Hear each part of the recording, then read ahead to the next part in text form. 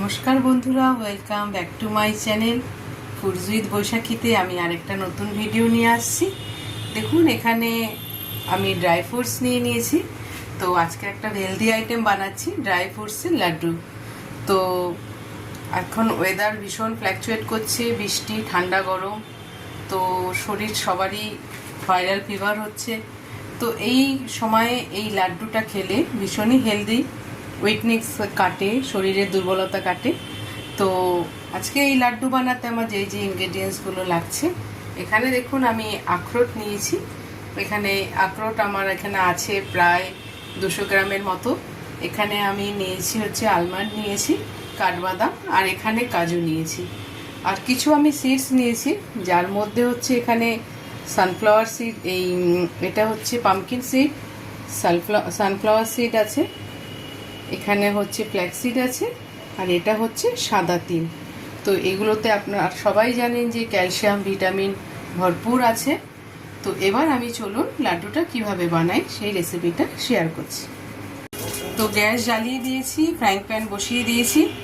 এবার এক এক করে ড্রাই ফ্রুটস হালকা ড্রাই রোস্ট করে নেব। দেখুন, আমি এখানে আখরোটটাকে ড্রাই রোস্ট করছি। আমি কিন্তু একদম স্টিমটাকে মিডিয়াম ফ্লেমে রেখেছি, বাড়াইনি, কারণ বাড়ালে ফট করে পুড়ে যাবে। তো এইভাবে হালকা করে আমি ড্রাই রোস্ট করে নেব। এইভাবে কিন্তু আমি আলমন্ডটাকেও করে নেব, আর আমি এখানে কাজুটাকেও করে নেব, এইভাবে ড্রাই রোস্ট করে নেব। তো ড্রাই রোস্ট করতে টাইম প্রায় 2-3 মিনিট লাগবে, বেশিক্ষণ তো লাগবে না। এইভাবে ড্রাই রোস্টটা আমি করে নেব। তো এবার আমি সিডসগুলোকে আমি ড্রাই রোস্ট করছি। প্রথমে আমি পামকিন সিডসটা দিয়েছি। পামকিন সিডসটা আমি দিয়ে 1-2 মিনিট নাড়াচাড়া করে দিয়ে তারপরে এর মধ্যে আমি সানফ্লাওয়ার সিডসটা দিয়ে দিচ্ছি। সানফ্লাওয়ার সিডসটা দিয়ে আবারও এটা 1-2 মিনিট নাড়াচাড়া করে আমি ফ্ল্যাক্স সিডসটা দিয়ে দেবো।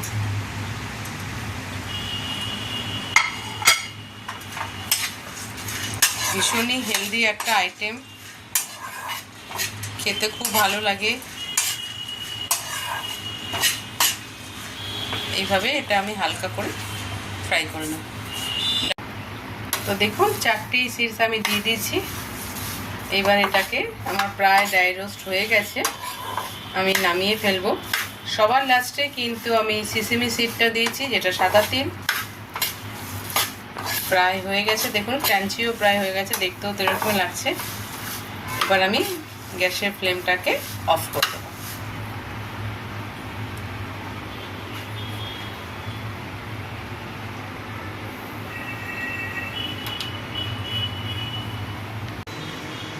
দেখুন, আমি ওয়ালনাটগুলো এইভাবে ছুরির সাহায্যে কেটে নিচ্ছি। আমি মিক্সিতে দিইনি, আপনারা চাইলে মিক্সি দিতে পারেন। আমি একটু মুখে একটু দানা দানা হবে, একটু খেতে ওটা আরও বেশি টেস্ট লাগে। তো সেই কারণে আমি ছুরি দিয়ে এইভাবে কেটে নিচ্ছি।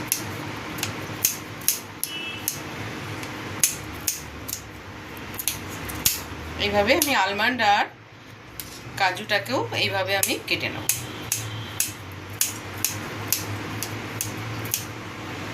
তো এখানে দেখুন, আমি খেজুর নিয়েছি। খেজুরটা কিন্তু আমি একটু গরম জলে ভিজিয়ে রেখেছিলাম, সাথে একটু কিশমিশও নিয়েছি। এবার এটাকে আমি মিক্সিতে পেস্ট করে নেব। তো দেখুন, এখানে আমি সব কিছু হালকা ফাইন গ্রাইন্ড করে নিয়েছি, কিন্তু জায়গাটা ছোট হয়ে গেছে, আমি তাই জন্য এটা কড়াইতে শিফট করে নিলাম। কড়াইতে শিফট করার পরে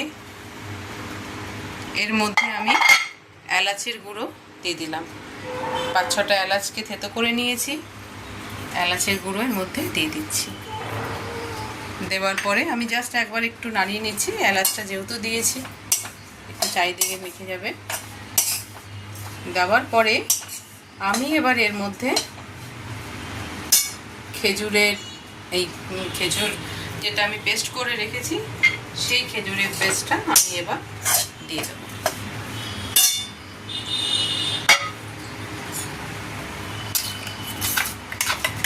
এটাই কিন্তু বাইন্ডিংয়ে সাহায্য করবে, বাইন্ডিং হওয়াতে। খেজুর আর কিশমিশ দিয়েছি এর মধ্যে। এটা দিয়ে ভালো করে আমি এবার মেখে নেব।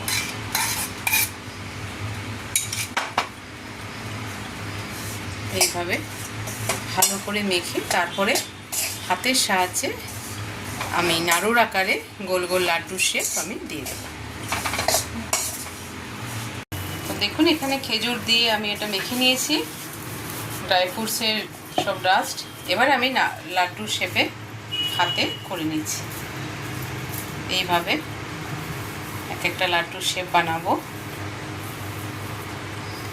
বানিয়ে আমি একটু তিলটাকে এইভাবে রোস্ট করে রেখেছি, এটা একটু গায়ে লাগিয়ে এইভাবে এক একটা করে লাড্ডু আমি বানিয়ে নেব। দেখুন দেখতে ভীষণ সুন্দর লাগছে, খেতেও কিন্তু অসাধারণ লাগে। আপনারা অবশ্যই এইভাবে বাড়িতে একবার ট্রাই করবেন। বাচ্চাদেরও ভীষণ ভালো লাগে, বড়দেরও ভালো লাগে। তো এইভাবে আমি সব লাড্ডুগুলোকে করে নেব।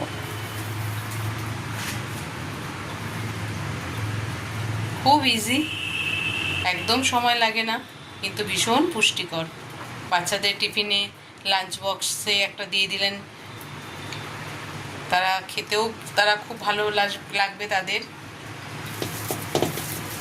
এইভাবে সবগুলো করে নিচ্ছি। তো এই লাড্ডুর তো ভীষণ উপকারিতা আছে।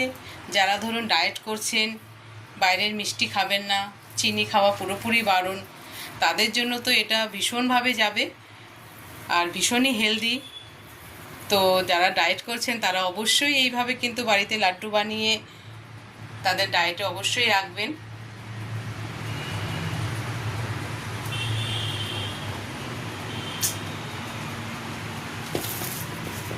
তো দেখুন এখানে আমি কিন্তু এই যে ড্রাই ফ্রুটসের লাড্ডুটা কিছুটা আমি তিল দিয়ে কোটিং করেছি আর কিছুটা তিল ছাড়া করেছি।